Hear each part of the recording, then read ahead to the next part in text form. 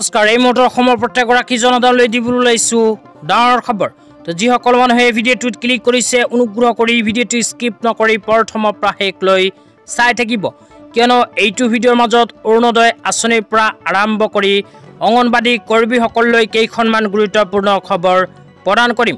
তো অনুগ্ৰহ কৰি ভিডিঅ'টো স্কিপ নকৰি প্ৰথমৰ পৰা শেষলৈ চাই থাকিব। লগতে মোৰ চেনেলত নতুন হ'লে প্লিজ চেনেলটো ছাবস্ক্ৰাইব কৰি মোৰ লগত থাকিব আৰু ভিডিঅ'টো শ্বেয়াৰ কৰি আপোনালোকৰ বন্ধুবৰ্গকো চোৱাৰ কাৰণে সুযোগ প্ৰদান কৰিব।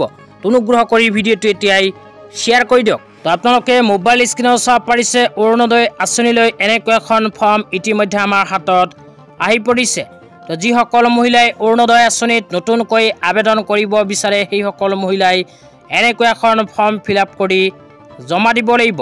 তো ফৰ্মটো কেনেকৈ ফিল-আপ কৰিব লাগিব প্ৰথমে আপোনালোকক জনাই দিছোঁ, তাৰপিছত ফৰ্মটো ক'ত পাব, ক'ত জমা দিব সেয়াও জনাই দিম। প্ৰথমে আপোনালোকে আগৰ পৰাই অৰুণোদয় আঁচনিত অন্তৰ্ভুক্ত হৈ আছেনে নাই, যদি আছে তেন্তে য়েছ অপশ্যনত টিক দিব, অন্যথা ন অপশ্যনত টিক দিব। তাৰপিছত ইয়াতে এখন ফটো লগাব, ৰেচন কাৰ্ডৰ নাম্বাৰ দিব, ডিষ্ট্ৰিক্টৰ নাম লিখিব, বিধানসভা সমষ্টিৰ নাম লিখিব, নিজৰ নাম লিখিব, দেউতাকৰ নাম লিখিব, জেণ্ডাৰ দিব, ডেট অফ বাৰ্থ দিব, তাৰপিছত দিব লাগিব এড্ৰেছ। এড্ৰেছৰ ঠাইত ব্লকৰ নাম, পঞ্চায়তৰ নাম, গাঁৱৰ নাম, locality, mobile number, pincode, house number, police station দিব লাগিব। তাৰপিছত 3 নম্বৰতে আহি মহিলাজনী বিধৱা, দিব্যাংগ নে ডিভ'ৰ্চ মহিলা না অবিবাহিত মহিলা যাৰ বয়স 45 বছৰতকৈ অধিক ইয়াতে দিব লাগিব। তাৰপিছত দিব লাগিব বেংক একাউণ্টৰ ডিটেইলছ, আধাৰ নাম্বাৰ আৰু ভোটাৰ ID কাৰ্ডৰ নাম্বাৰ। এইখিনি দিয়াৰ পিছত দিব লাগিব সেল্ফ ডিক্লেৰেশ্যন। তো সেল্ফ ডিক্লেৰেশ্যন দিয়াৰ লগে লগে ফাইনেলি ফৰ্মখন ফিল-আপ কৰা হৈ যাব। তো ফৰ্মখন ফিল-আপ কৰাৰ পিছত আপোনালোকে ফৰ্মখন লৈ গৈ নিজৰ পঞ্চায়তত জমা দিব লাগিব।